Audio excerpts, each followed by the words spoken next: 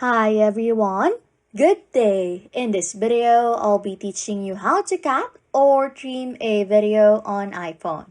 Okay, first things first, open the Photos app on your iPhone. Choose then the video you want to edit. Simply tap on the video to open it. Now, tap the edit button in the top right corner of the screen.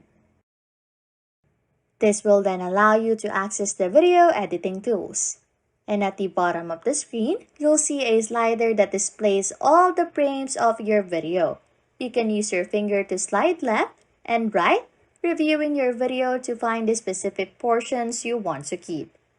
If there's a section you'd like to remove from the beginning or the end of the video, use the trimming tool.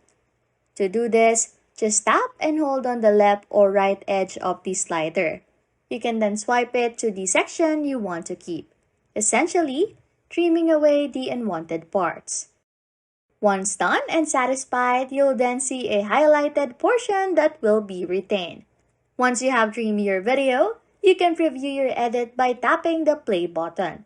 This will play only the selected section to make sure it's what you want to keep.